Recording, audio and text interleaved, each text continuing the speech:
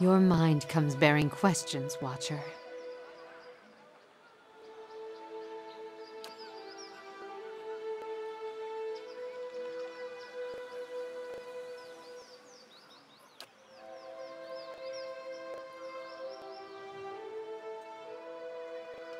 The title came unbidden. I do not know why I spoke of it. Yet it seemed the right mantle, a familiar one.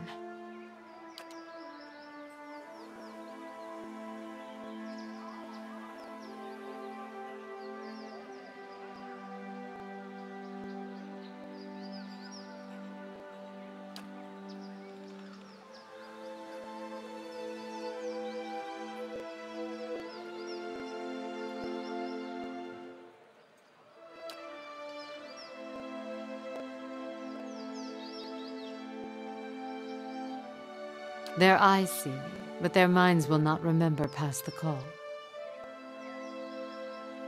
My face is like the call of a newborn, hiding the face beneath, and for my body, I am able to wrap myself as a mother cradling her child.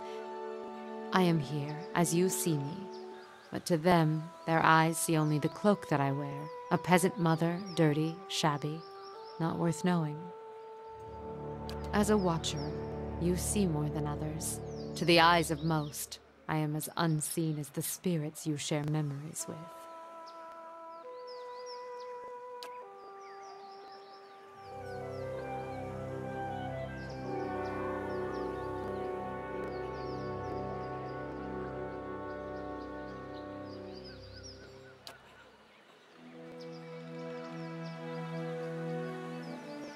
I do not know. What do you speak of? If you were in my thoughts, I could not feel your presence, nor do I know what you saw there.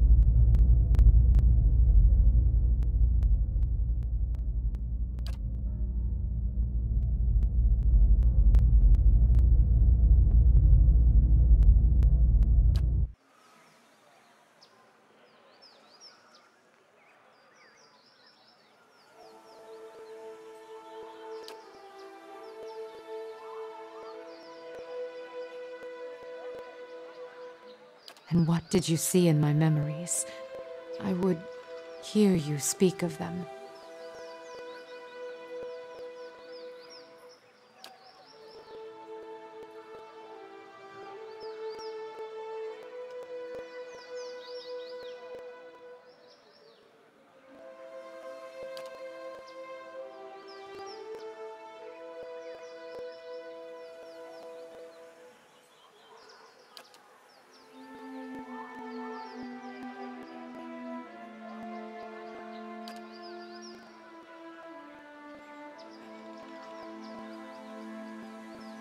Tell me what you saw. Show me what you saw. Where were you?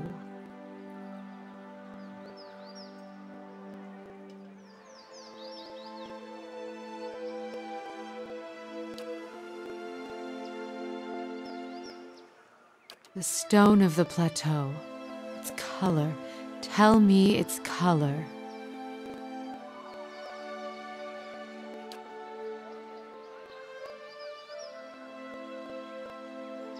And what did these hands hold?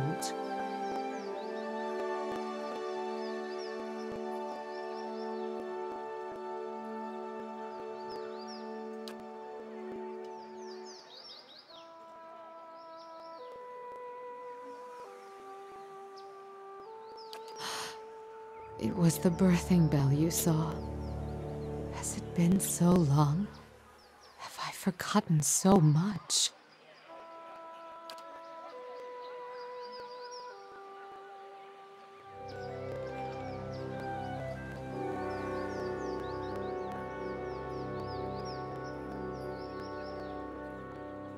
It is a plateau formed of the spirit stone Audra. At its top is set a great bell, cradled in the reaching arm of the plateau. It stirs in the wind, and it sounds for leagues when struck by kith hands. In distant times, the great bell served as a Glenfathan watchtower, perhaps. Why they abandoned it, I do not know. Other men came in time, settlers, and claimed the tower as their own. I, in turn, claimed it from them. The pillar became a cradle where I could draw new souls into the world. Yes, yet I believe you only saw a small part of the birthing ritual. It is not all in a moment, nor in a day. It is a journey of many years between the child, the mother, and I.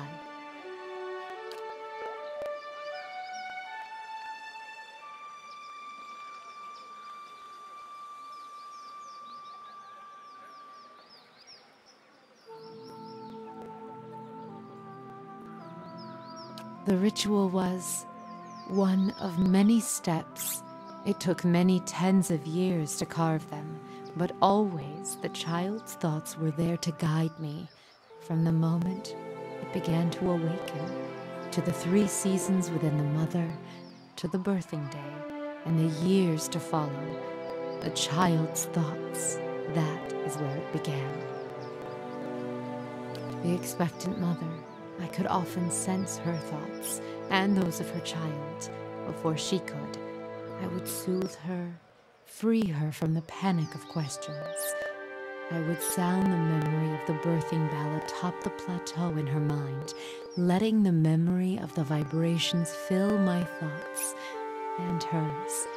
Often, the child's soul could hear it too, so the sound of the bell echoed in the mother's thoughts.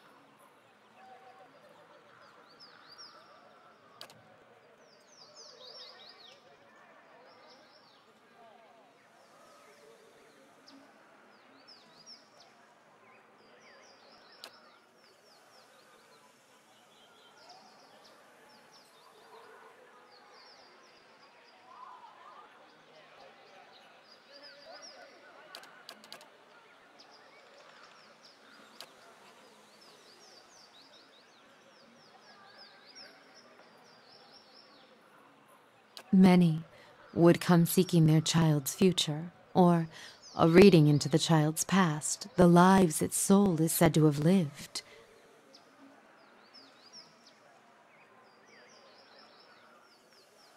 Such things are not mine to see. I meant no offense.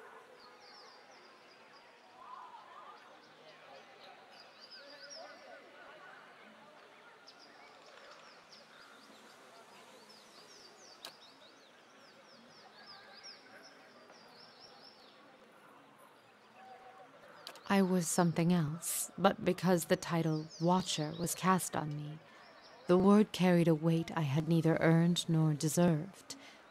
The world seems filled with such titles. They distract, I think, from the actions of the person, from their strengths. The world has many corners, and in some corners the name Watcher is more known.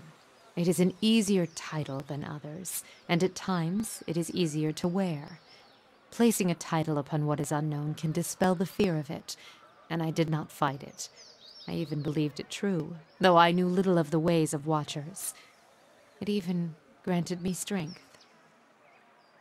I was able to see the thoughts of others, shape them, and help guide souls. Watcher seemed enough, and the name seemed to matter little in the light of one's acts.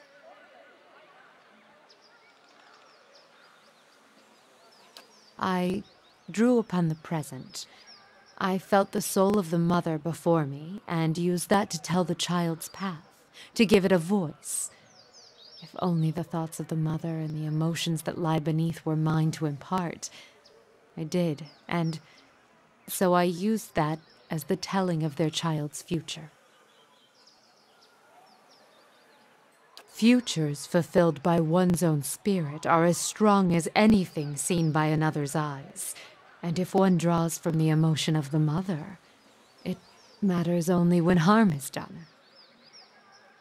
And their lives I knew well. I could weave their lives, their thoughts over time, to the mother, to the child, and once the child had been born, was sheltered, I could relax the threads of thought until the child could stand on its own.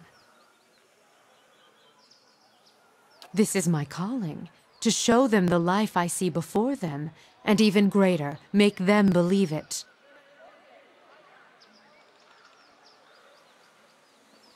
Even the most strongly worded tells may not be enough to save a child and allow it to be born.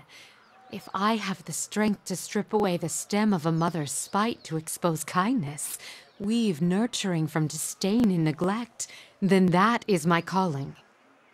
And with the weight of Watcher behind my thoughts, these tells gain strength, strength I never possessed on my own. They believed, and what they believed became the truth. With each child that was set upon that path, the title of Watcher became stronger.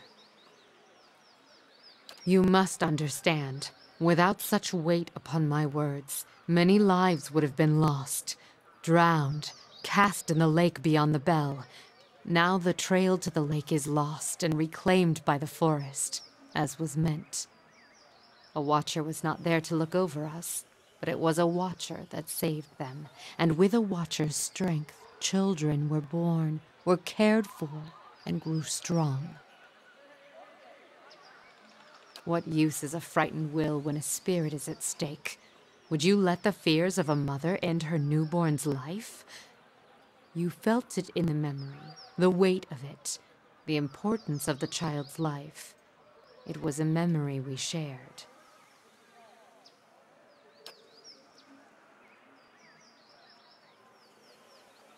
A greater good was done, and children were saved.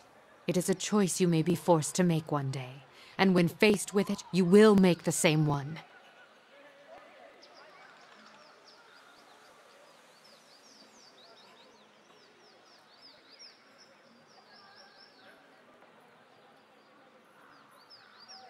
This choice is not yours to make, Watcher. You will do as the world needs, as its children need. It is greater than you and your twist of sight.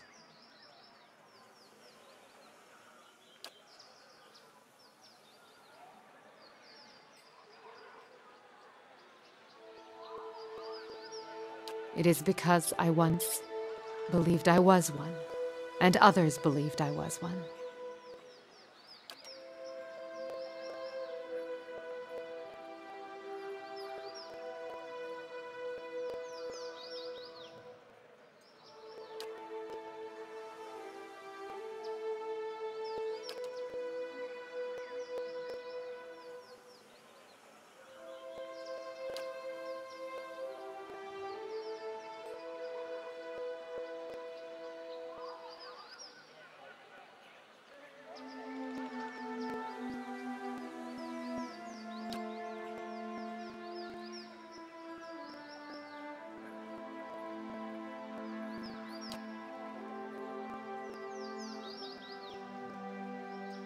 The birthing bell.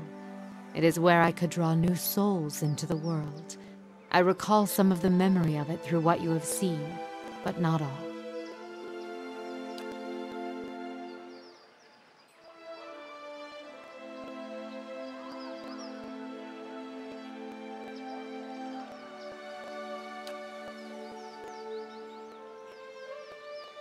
And I you. In asking, we reveal ourselves to each other.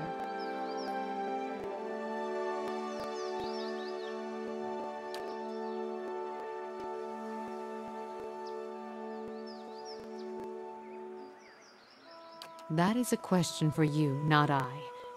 That is not my name, although if you wish to hang the title on me, I cannot stop you. Is that what you see when your eyes fall upon me?